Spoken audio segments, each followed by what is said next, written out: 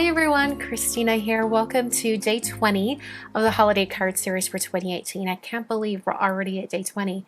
Today's card is a really fun one featuring some fine-tech pearlescent watercolor paints, as well as a really awesome stamp set from Gina K Designs.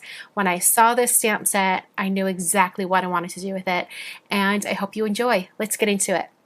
So this is the stamp set from Gina K Designs that I was talking about that I absolutely love. This is A Very Merry Christmas, and I love the calligraphy and how the words are shaped like ornaments and trees. I just think it's really, really fun. So I'm going to start out by prepping two different pieces of black cardstock. I'm going to be creating 2 cards today just because I can, and I always need additional cards for the holiday season. So I'm cutting down some black licorice twist cardstock from Basil, and then I'm prepping it with an anti-static powder tool. I'm going to be stamping those calligraphy designs from the stamp set and then heat embossing them. So I'm going to be using the 2 circular stamps, and I'm going to do both of these the exact same way. So I'm just going to show you the first one. After I prepped my cardstock with an anti-static powder tool, I placed that stamp mostly in the center of the cardstock, a little bit more near the bottom, and then I inked it up with some Versamark ink. Now I mentioned I was going to do some heat embossing, and this is my favorite ink for heat embossing because the Versamark ink stays sticky for quite a bit of time, so you don't have to rush to apply your powder. You can take your time. So I'm applying some Brutus Monroe Alabaster embossing powder. This is the white embossing powder from their line, and I'll tap that off, get rid of all the excess powder, and then heat set that with my heat tool. So like I said before, I did the exact same thing for the other circular design, and then I used my fingertips to wipe away any of that anti-static powder that was left behind. Now I'm going to be doing some watercoloring on top with these pearlescent watercolor paints. I'm not adding a ton of water, so I'm okay using some black cardstock, but I wouldn't want to add a ton of paint on this black cardstock. If you're going to be doing a ton of painting, you might want to use watercolor paper.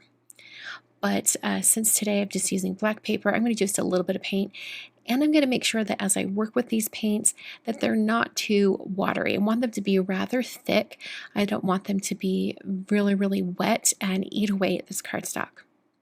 So I'm going to be painting the colors over the top of this embossing, and the embossing powder, the melted embossing powder, will resist any of the color that's on top. Now you will notice that some paint does stay on top of the embossed lines, and that's just kind of the name of the game. These paints are more opaque than like a transparent watercolor paint, and so they will sometimes be on top of the embossed lines, but I'll show you what to do with that here in a minute. So I've sped up the video process just so you can see the entire thing. I used some blue and teal and a little tiny bit of gold on this first one.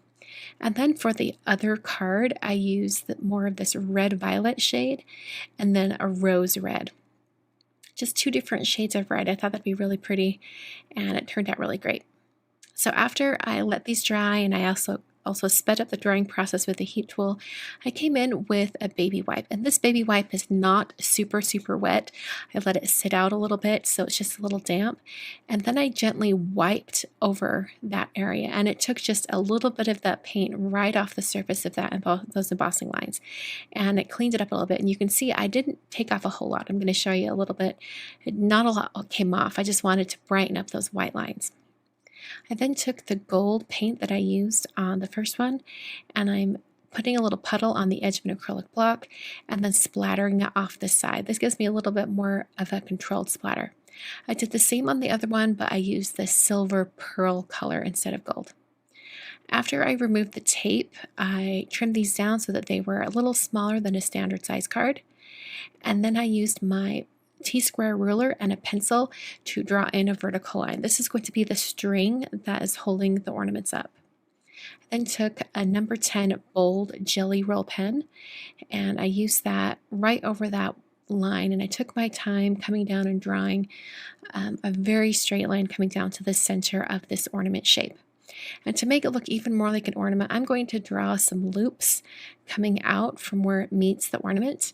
And this is going to be like the bow that's on top of the ornament. And this bow doesn't have to be precise or in any particular way. I just wanted it to read like an ornament with a string tied on the top. I'm going to do some little curly cute ends on the string just so it looks a little bit more whimsical as well. So I'm going to do that to the other card also. I then prepped my card bases, and they are made out of some Neenah Classic Crest Solar White 110-pound cardstock. Just scored them at 5.5 to create top folding cards. Then put some foam adhesive on the back of each one of these watercolor ornament pieces and press them down onto the card bases.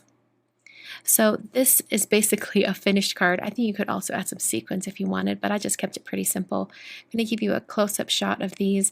This pearlescent paint is just beautiful. You can see a little bit in the light there, how it shimmers from one color to the next, right over all of that white embossing powder. Seeing these cards on camera or in a photo do not do them justice. The shimmery pearlescent paint from the Finetech palette is phenomenal, and it really does make this card design. Hope you guys enjoyed. I'm going to put a couple videos on screen for you to check out before you go, and these are going to be the Day 20 cards for the years 2017 and 2016. And if you want to see the ones from years even farther back, I'll have those listed down below in the video description. Don't forget to hit that subscribe button and the notification bell, and share this with a friend if you loved it.